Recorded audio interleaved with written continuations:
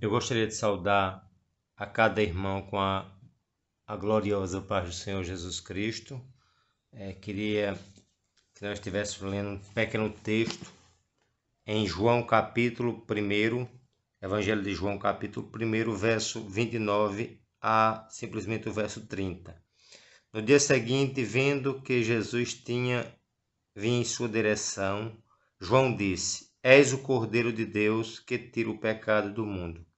Este é aquele a respeito de quem eu falava, quando dizendo: depois de mim vem um homem que é mais importante do que eu, porque já existe antes de mim, ou já existia antes de mim. Mas a evidência que eu queria, em pequenas palavras, sintetizar, resumir minha fala hoje diante de um período que, mediante a tradição, é tido como a Páscoa, a Semana Santa para nós de forma muito mais popular, é dizer que a Páscoa ela remonta à partida, o êxodo, a passagem que o povo saía do Egito, né, em direção à terra prometida, a Canaã, a qual era a terra que o Senhor havia prometido a Abraão, Isaque, a Jacó e sua descendência. E a gente vê que o foco da Páscoa reside no sacrifício do Cordeiro. E aí, diante de tudo isso, eu queria trazer a evidência nessa manhã de sábado que a Páscoa não reside na figura de ovo de Páscoa, de bacalhau, de comidas típicas, de jejum e coisas desse tipo. A Páscoa só é Páscoa porque teve o Cordeiro Pascual. E mediante tudo isso eu queria sintetizar minha fala na seguinte frase: olha, Cristo, nosso único e suficiente Cordeiro Pascual. Cristo, nosso único e suficiente Cordeiro Pascual. Entendendo que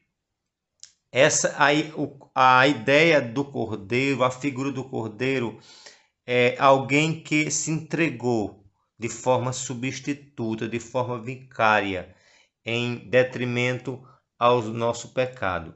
Assim como aquele cordeiro foi imolado lá no passado no Egito, que teve que ser sacrificado para simbolizar o derramamento do seu sangue, colocado nos caixilhos daquelas portas, em que o anjo da morte passava e não trazia nenhum dano, a não ser nas pessoas que não tinham a marca do sangue. Da mesma forma, nós vemos a suficiência do sangue de Cristo, da obra vicária de Cristo, da morte substituta de Cristo. Por isso, João deixa bem claro nas suas epístola que o sangue de Jesus, seu Filho, nos purifica de todo o pecado. Toda a Páscoa remonta à ideia do Cordeiro Divinal. E é justamente isso que eu queria que nós compreendêssemos, que nós não compreendêssemos Páscoa meramente como uma tradição morta, como uma tradição meramente histórica, mas como algo vivo.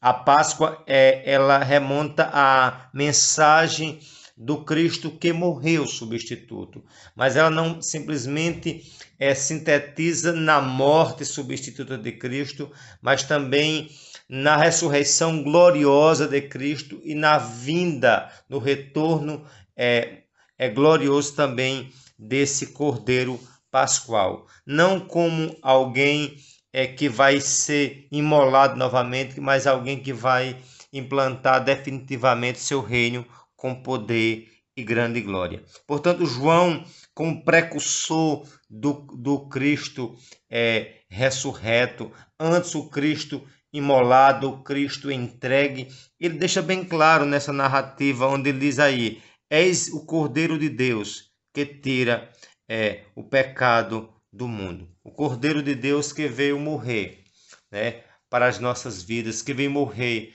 para nos redimir de todo o pecado.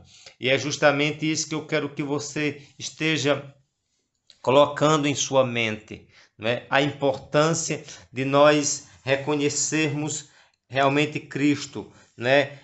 Como cordeiro, mas não simplesmente como um cordeiro a mais, como uma oferta a mais, mas como sendo o único e suficiente Cordeiro.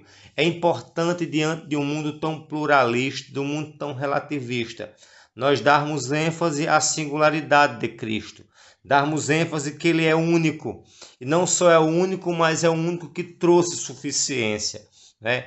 Em sua morte, Ele é capaz de redimir toda a raça humana.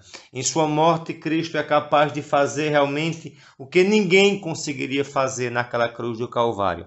Portanto, é isso que eu quero que você entenda, o sentido de Páscoa. É isso que eu quero que você compreenda, que Páscoa nos dá uma ideia de uma morte, que nos dá uma ideia de uma entrega, mas como eu disse e reitero, não fica simplesmente na morte, não fica simplesmente na obra substituta, mas essa obra substituta tem e resultou de fato em ressurreição e glorificação. Portanto, é um momento de gratidão e um momento de esperança. É um momento que não ficarmos simplesmente na quinta-feira da paixão, na sexta-feira em que se remonta de fato também toda a morte sendo consumada. Mas a gente vai ver que ao terceiro dia Cristo ressurge entre os mortos, sendo Ele a primazia entre os mortos. E é essa esperança que devemos propagar nesta manhã. É a esperança da mensagem do Evangelho. A mensagem do Evangelho não é simplesmente nós proclamarmos a ideia de uma religião. É proclamarmos a ideia do Cristo vivo, de um Cristo que simplesmente não mostra o que de fato nós devemos fazer para Ele, né? Mas sobretudo mostra o que Ele já fez por nós. E se eu entendo isso, eu compreendo a essência do Evangelho, eu entendo a essência da Páscoa. É de fato compreender que nós somos indignos, mas compreendermos que em Cristo nós temos de fato a suficiência e a singularidade do Cordeiro Pascual. Portanto, que Deus possa te abençoar nesta manhã e que nós possamos mais do que nunca nos colocarmos em disposição, em submissão, em reconhecimento da nossa indignidade diante dele e saber que Ele, como Senhor de todo o universo, cabe a gente simplesmente dizer: Senhor, estou aqui diante de Ti. Não posso fazer nada, mas tudo que realmente Tu já fizeste por mim é o suficiente para me redimir de toda sorte de pecado. Portanto, tome essa consciência, que o Espírito te convença nesta manhã da importância de entender que só em Cristo, unicamente em Cristo e suficiente em Cristo, podemos encontrar, e de fato é o Cordeiro Pascual que veio ao mundo para nos redimir de toda sorte